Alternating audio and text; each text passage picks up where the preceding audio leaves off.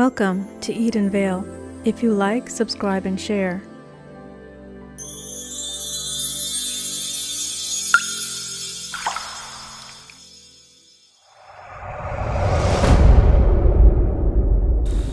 Thursday didn't have enough details, and we think you did something to the kids Thursday night. And I asked them, like, what are you talking about? Like, I just ran through whole Thursday and Wednesday with you. Like, we just spent the last 20 minutes talking. And there's not enough detail because I thought it was an ordinary day. In the end, like, cadaver dogs were there, they went through, and the story continues. In conclusion to all this, there's still a lot of work that needs to be done. I'm still helping investigators at every turn we could possibly think of.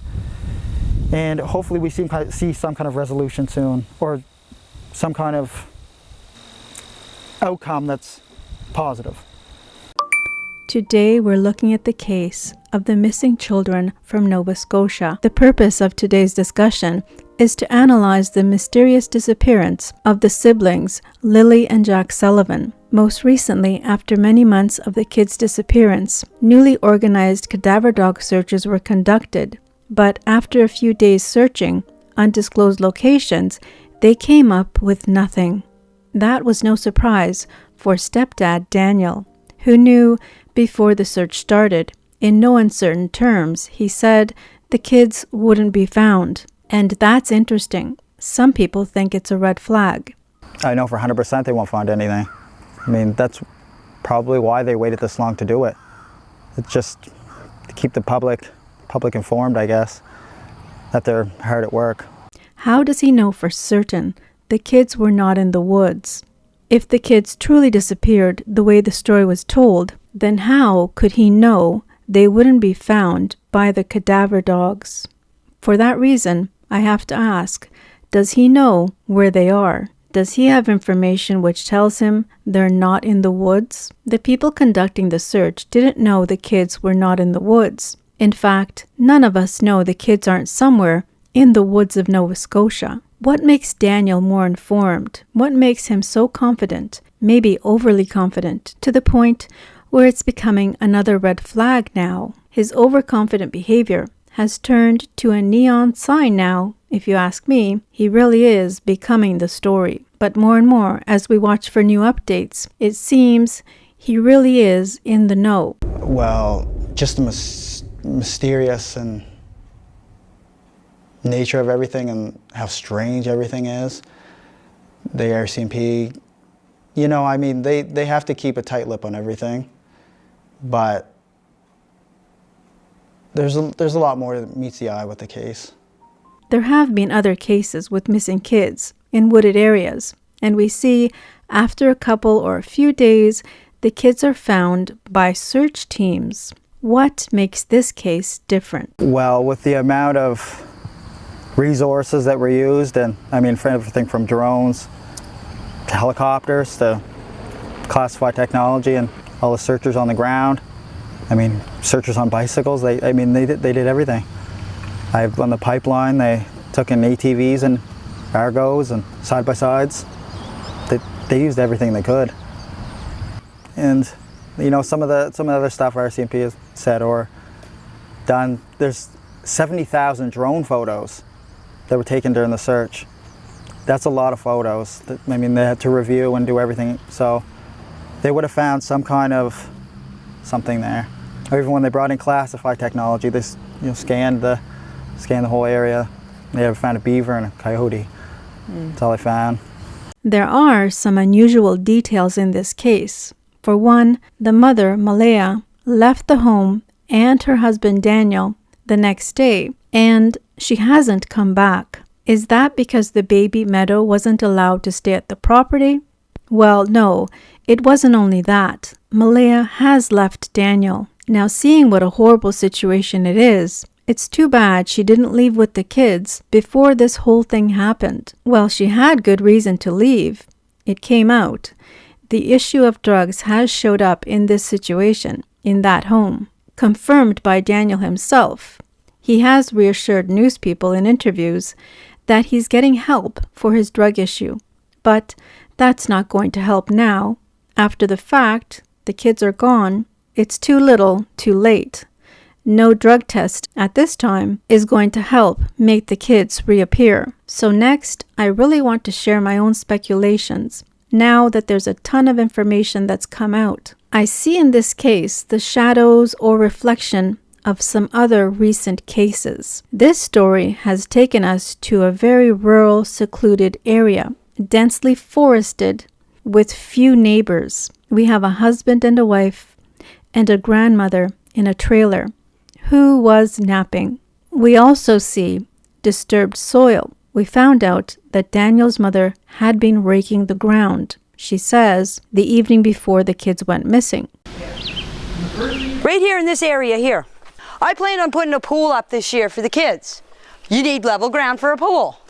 That's what I was doing. I was leveling out the ground to set up the pool. And this is the Thursday. This is Thursday. Right. Friday, all the investigators, search and rescue and everything.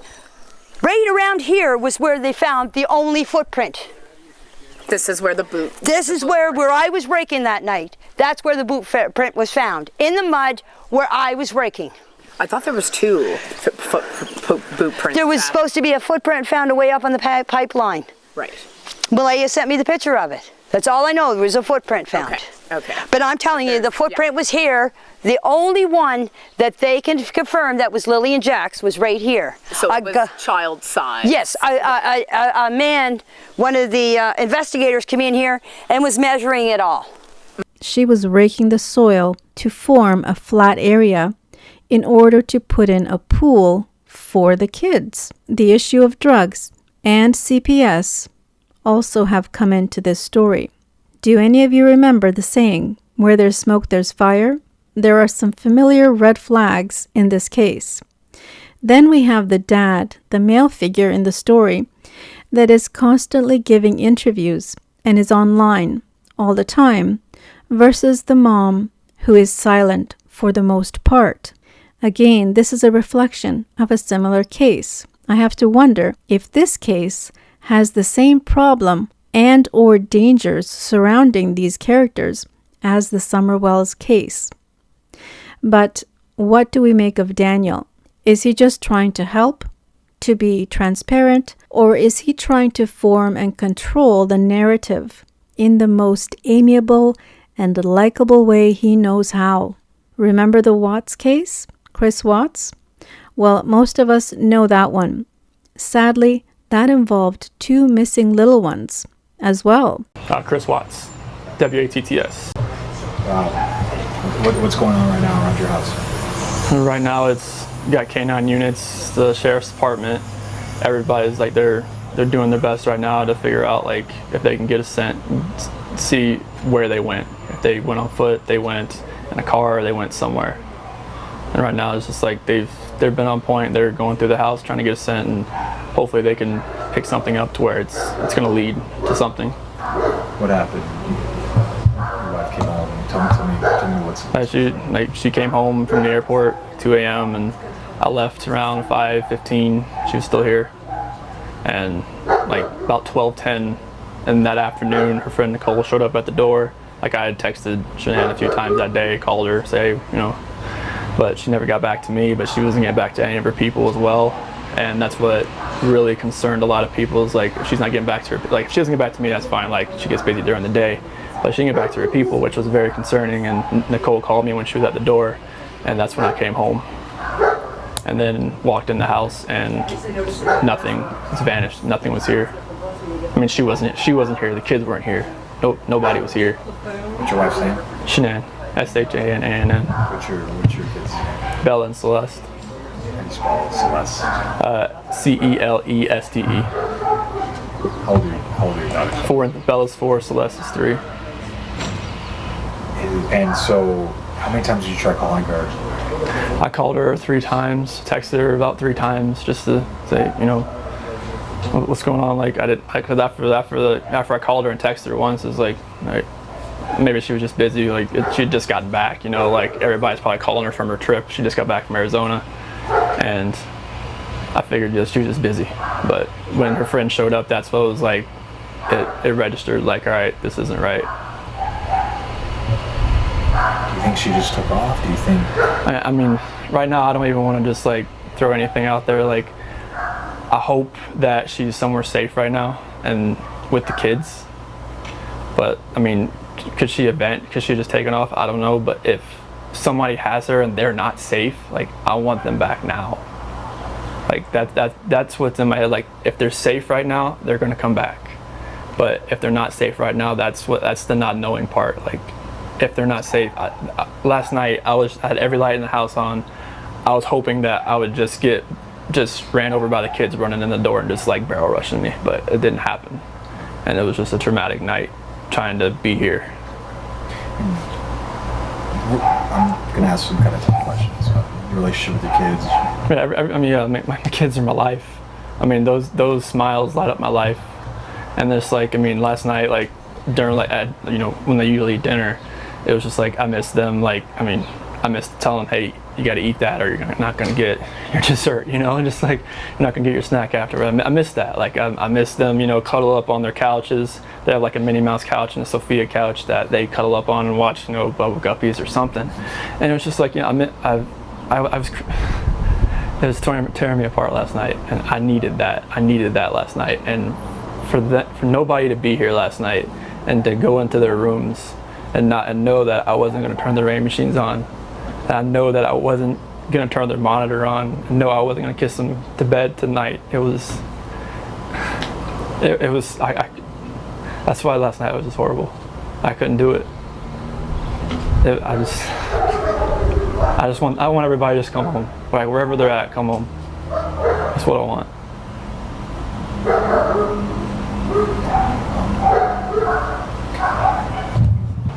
I left work early that morning, like 5:15, 5:30. So like she barely got into bed pretty much. And this might be a tough question, but did you guys get into an argument before she left? It wasn't like an argument. We had an emotional conversation, but I'll leave it at that. But I just want them back. I just want them to come back. And if they're not safe right now, that's what's tearing me apart. Because if they are safe, they're coming back.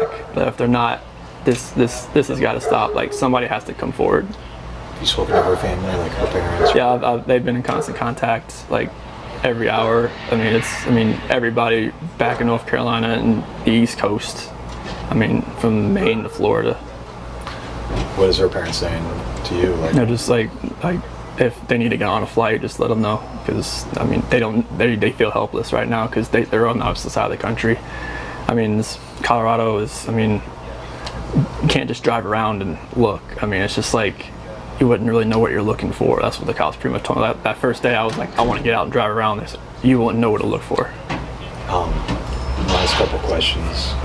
What is law enforcement? What have the police or the sheriffs or your neighbors? What's police saying to you? Right now, what they're doing right now is with the canines in the sense. I think this is the biggest thing. This is the biggest thing they've done so far, because yesterday the Frederick Police Department did all the searching of the house and tried to gather whatever information they could. And with the detectives, officers, and sergeants, and today it's. I mean, obviously with all the activity that's around, there's a lot going on around here, and I really hope that all of this can lead to something positive.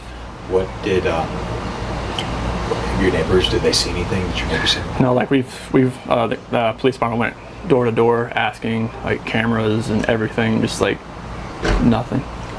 And my last question, if you have any of them, so feel free to set them. My last question is, if your wife can see this, if she can watch this, what would you like to tell your wife and your kids? Shanann, Bella, Celeste, if you're out there, just come back. Like, if somebody has her, just please bring her back. I need to see everybody. I need to see everybody again. This house is not complete without anybody here. Please bring her back. That's it. I can take that mic off you. The difference in that case is their mother didn't make it away safely. Chris Watts did his best to be well-mannered and likable after the crime, and no one saw it coming. None of his friends could imagine he would have done such a crime. he was well liked. The reality was shocking when it came out. It was a monstrosity, something we'd never seen or heard of before. The 2 kids ended up in the oil wells where he worked. I hope this case won't end up anything like that. Well, at first, I was thinking Daniel was trying to be helpful. But now, I've got to wonder if he's trying to control the narrative. I sensed some desperation in him. Let me know if you agree. But is it out of guilty fear, or just fear of being blamed as an innocent man? He does appear to be quite nervous with the non-stop commentary. You'd think if he had done something evil to those precious children, Lilly and Jack, that their mother, Malaya, would have come out and accused him by now. So many months later, she would have come out to the investigators and told them what she really knows. Could it be she has done that behind the scenes and confided in the police? I have to wonder if she hasn't gone against Daniel by now. Otherwise, what sense does this whole thing make? They're not together, so what reason would she have to help him out if she knows of or suspects his guilt? Did you notice one thing about the story they all added in?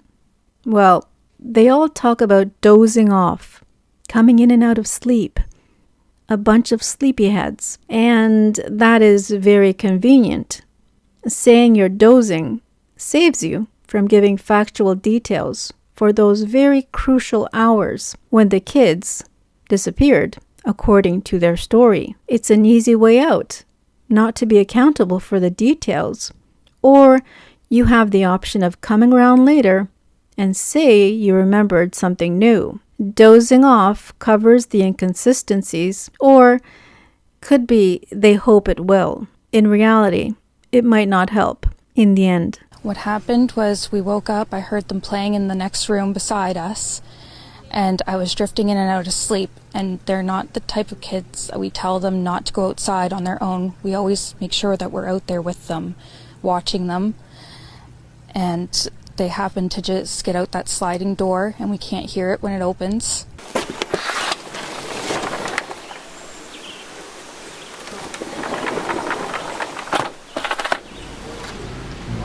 Okay, I was up at 6 o'clock, sat in there and had my tea, and then on Facebook, 7 o'clock,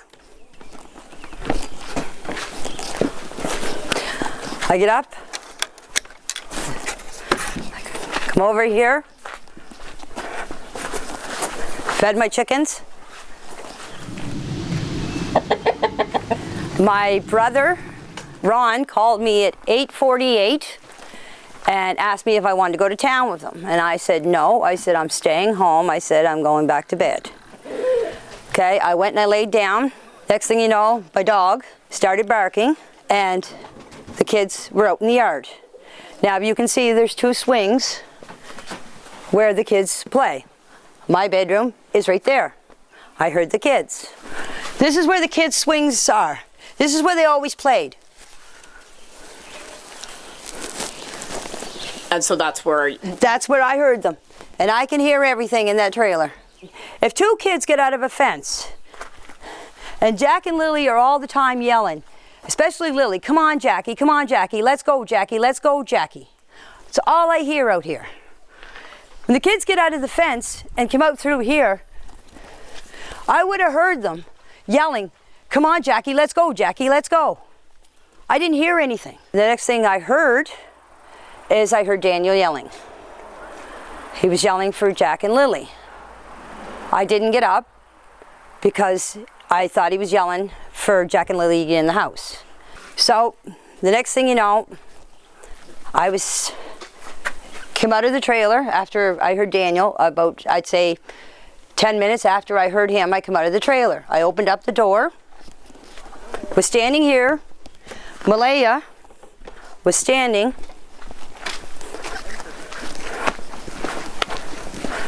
right here with Meadow on her hip, and I come out and I said, what's up?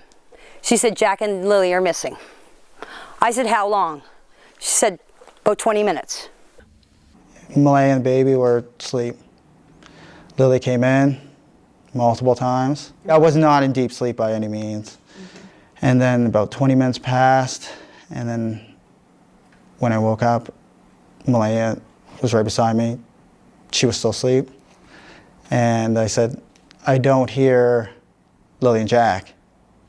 The time, no one will say for sure, but police say it was around 10 a.m. when they got a 911 call. I ran up in the woods to the kids. They have cabins up in the woods, which only took me like 30 seconds. I came right back down. She was on the phone with the RCMP. Thursday didn't have enough details, and we think you did something to the kids Thursday night.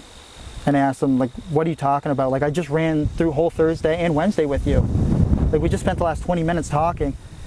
And there's not enough detail because I thought it was an ordinary day. In the end, like, cadaver dogs were there. They went through, and the story continues. In conclusion to all this, there's still a lot of work that needs to be done. I'm still helping investigators at every turn we could possibly think of. And hopefully we see some kind of resolution soon, or some kind of outcome that's positive. Right now, this is what they're doing right now is with the canines in the sense. I think this is the biggest thing. This is the biggest thing they've done so far, because yesterday Frederick Police Department did all the searching of the house and tried to gather whatever information they could. And with the detectives, officers, and sergeants, and today it's, I mean, obviously with all the activity that's around, there's a lot going on around here, and I really hope that all of this can lead to something positive. Well, the obvious question here is to Daniel. If you know they're not in the woods, then where are they? The investigators arranged for the cadaver dog search, and that is recent. So that's where they're at in the investigation. They went to the effort of bringing those dogs in from out of the province. So what would Daniel suggest? He's putting enough effort into the interviews and his commentary. So Daniel, where do we find these kids? Well, I'll tell you what I see, and this is my own observation. There was a problem at the home, big enough to have CPS involved. Again, my own opinion, hearing that drugs were a part of the situation lets me know we could have a worst case scenario here. There are so many problems and dangers that I could list out for that fact alone. You can imagine how wild things get. We've seen too many cases in the news in the past few years where depraved crimes occurred where drugs were in the picture. Crazy stuff you could never imagine happen when people get mixed up with crazy drugs. No amount of drug tests now are going to reverse a tragedy that already happened. It's way too late for that. Now, I've pointed out some of my most basic observations. So let me know. Do you agree with any of my points? The truth is, there are too many unknowns in this case. It's been way too long now, going into 6 months soon, and we're going into the winter months. That's not good for searching. Now, this whole thing happened back in May of 2025, and at this time, we are mid-October. It's been pretty crazy, all the stuff that's come out. There's been a lot of talk from Daniel. There have been red flags. There have been blankets that have been found, footprints that have been possibly planted. We don't know if we can trust any of this. We find out from Daniel himself that the cadaver dog search person suspected him as well, suspected that he'd done something the night before. So there you go. You know, it's not only us who are suspicious of what we've seen and heard. As it is now, all we need is a tinfoil hat and UFO sighting, which would fit in well with the details or the lack of evidence. But suspicions are mostly focused on one or two characters in this case, and none of them are aliens. Now, I don't want to fall into some rabbit hole trying to sort this case out. Let's do our best to analyze, and hopefully we will find out the truth. And most of all, they've got to find Lily and Jack somehow. Hopefully they're still alive. Hopefully they're safe. That would be wonderful if they could be found, but unfortunately, hearing about a cadaver dog search does not shine a good light on the possibilities. We see some of these characters are behaving oddly. There have been many stories out, from the one where supposedly the mom, Malaya, had taken the kids away, had pre-planned to have Lilly and Jack taken away to a reserve because she wanted to get away from Daniel. But nothing has come of that. And you figure by now the RCMP would have looked into that and something would have come from it. They wouldn't have gone for a cadaver dog search if there was truth to that story. And I'm still wondering about that possibility, but it just doesn't look at this point like that's what happened. You figure they could have sorted out and looked into it on the reserves, the connections that Malaya has through her own family living on reserves. That would be something where someone would have come out and said something. Someone would have spotted the kids. Now, give me your own opinions. Just share it in the comments and feel free to share your discoveries in the case, as well as topics for discussion in upcoming videos. Fill me in on your own theories. Let me know what you think happened. What have you heard? What is your take on what's going on? Can we trust any of these characters? At this point, I feel that the real grandmother, the biological grandmother, does seem trustworthy, but her suspicions, if you read between the lines, it seems that she's more pointing towards Daniel, and she had good things to say about Malaya, but she did see some things she didn't approve of from the condition of the home that they were living in. She thought that that was not what Malaya would have gone for. So I want to thank you again so much for joining me, and thank you so much for being well-mannered and respectful to others as we discuss our opinions. We shall see in time what comes out as we wait for updates for the case of Lilly and Jack Sullivan, these two beautiful, precious angels. To see them in the video, to see them in photos, it's just unfathomable. It's unbelievable. It's something that I really can't comprehend, how somebody could hurt those two kids. They're so sweet, so beautiful. When you see Lilly smile, when you see Jack, he's very quiet. And I just don't really understand how in the world something could happen to these two kids, unless there's something horribly evil that happened. I can see a kid getting hurt by accident, falling and playing in a dangerous wooded area possibly, but two kids gone, vanished, no trace of them. It's just hard to understand what happened here. So again, please leave me your comments and I will do my best to read everything you all have to say. I'll get back to you as soon as possible. And please remember to subscribe, turn on the bell notification. That way I'll have you back. You'll always be informed. You're not going to miss out as new videos come out. And I don't want to miss out on having you back. Bye for now.